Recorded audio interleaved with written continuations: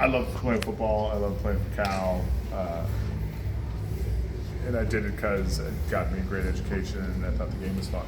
Right. And so to be recognized as one of the best ever to do it is very special. You know, the last guy who played at Cal before you, who's in the College Hall of Fame, was Bartkowski, more than 50 years ago. Does it bother you that more Bears haven't gotten in there? I know there's a certain criteria. You have to be a first-team All-American. And I think that's kind of aced out the Aaron Rodgers and Jared Goffs and Marshawn Lynch's and Tony Gonzalez. but what's your reaction that you're in such a select company?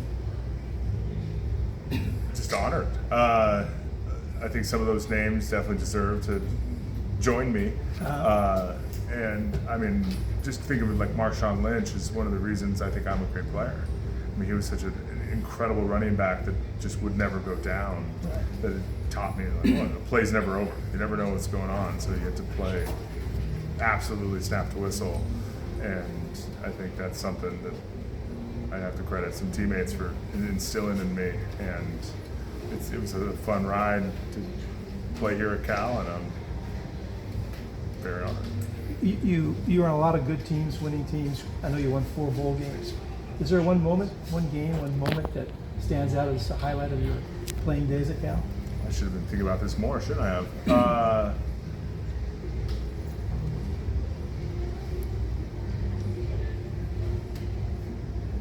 I mean, I have a lot of great fond memories. Some of them are the silly things of messing around with the guys before practice and summer camp. I mean, one of my fondest memories at Cal was when I got offered a scholarship coming up here for the like, it was either senior or junior camp when I was in high school, and getting offered, going up to the old football offices, Tedford having my jersey on the wall and offering me a scholarship, and walking back to the dorm rooms and just seeing the Bay Area in front of me and be like, what a cool place.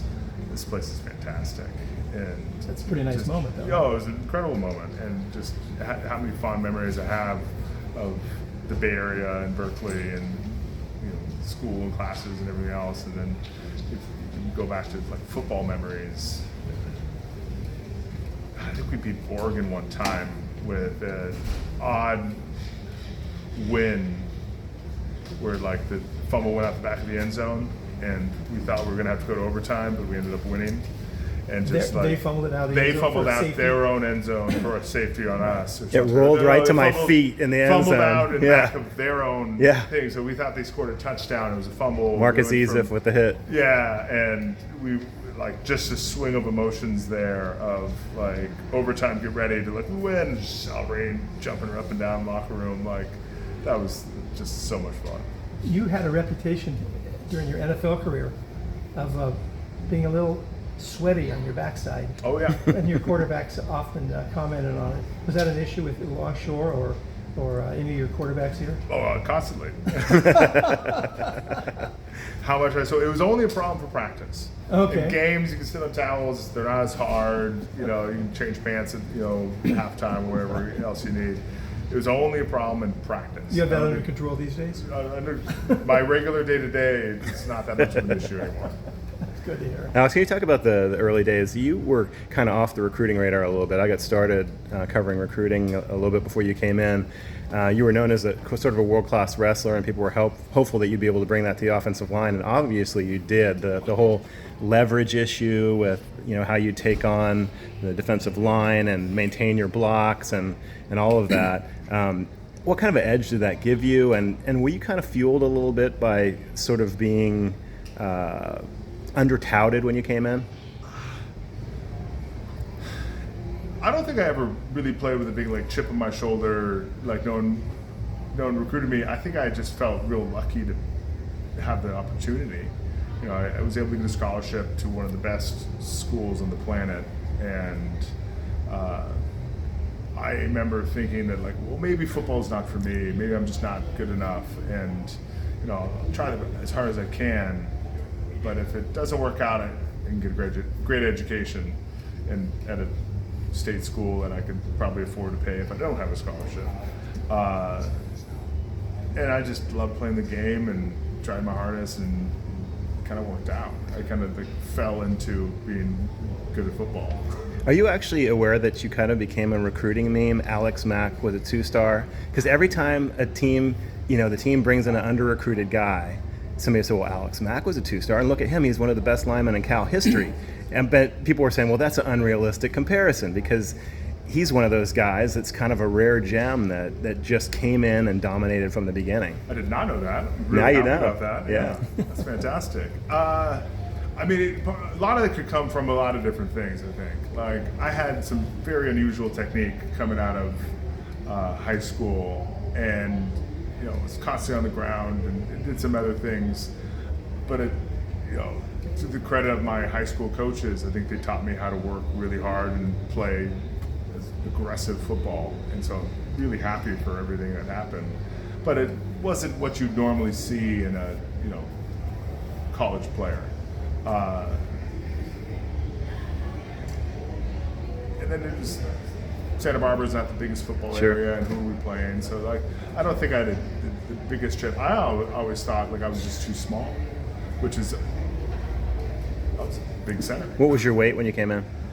I wrestled at 275, so I had to be 270, something like that. Okay. And, amazing what one full year of weightlifting regime will do to you, which was, quickly got to 300 pounds.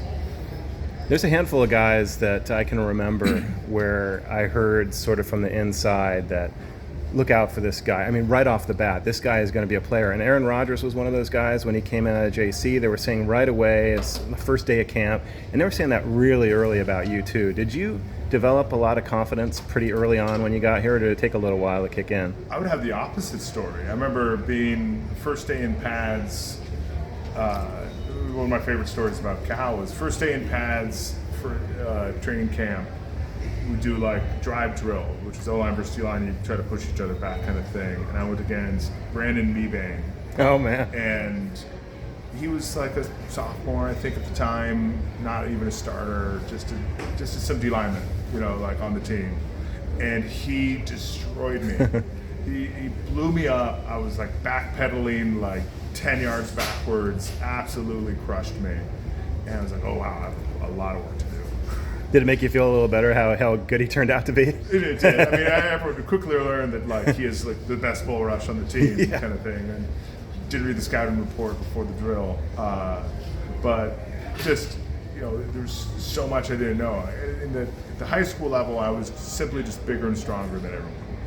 And then all of a sudden, you get to college, and everyone's big and strong, and you have to compete with people who have equal talent level as you, and so you just have to learn the technique, work hard, and maybe be slightly more physical gifted, some of those things. Alex, do you watch this team these days? You are paying attention to them, and what's your impression of what looks like they're maybe on the verge of doing? I like their record. I've watched a couple bits and games. Unfortunately, they come on late at night, and I have 2 daughters, and I don't have as much free time to watch football. But I was never a big football watcher. I don't really watch much NFL anymore. It's not just something I really love playing the game. I love talking about football. I love doing it. It just randomly in the middle of the day, I'm oh yeah, football's on. I need to catch that. You're aware of what they're doing right now? Yeah. What's your reaction to it? I hope they keep going. Win that national championship. What are some of the biggest takeaways from what you got from your time at Cal, both as a student athlete and just as a regular student in person? You're obviously taking your studies seriously. You won the Draddy Award, which is a prestigious academic student athlete award. I loved the aspect of college football and going to the school and going to class and learning stuff, and then just the stage at which college football is now is everyone tunes in. It's a big deal, and I just think how special it is to be here, newly out of high school, your new freedom with all this responsibility and stuff, and just how hard it was to juggle all that, and the people that can pull it off, and just the discipline it takes while still having such a fun time. I had a great time at college, and I have fond memories of coming back here and everything that it stands for. The college game has changed so much just since you were here. Do you like that, or did you like it the way it was? Has it changed? Well, in terms of financially and those kinds Oh, of that's changed. I like this new system better. I wish I had played at this new Yeah. system. That absolutely has changed. I was thinking like the X's and O's. Yeah, they're still playing the same thing. No, the dollar signs. the dollar signs. It's a big change. That would have been fun. It's definitely changed the landscape, though. It's a different thing. When you were recruited, you were going to be at one spot. And it's now not quite the same thing. And I can't bemoan the players because I think they deserve what they get. But I also think you miss out on some camaraderie. If you're jumping from one school to the Yeah. next. Yeah. You played in a time frame where the level of Cal NFL players was kind of in its heyday. Almost 30 guys, and so many of them were impact guys too. Did you talk with these guys after in your time on the field and kind of share that Cal camaraderie, or did you just kind of stick to business with your team? I would always look at the roster, whoever we're playing, I think my whole NFL career, and see who was a Cal player, and try to, figure it out. If again, late night games and in different time zones, I didn't always watch enough Cal games, but I would always pay attention and try to say hi and go Bears and pick that up. I'm sorry I got a little late. If you've been asked this, my apologies. What does the Hall of Fame mean to you? What does it mean to Cal football?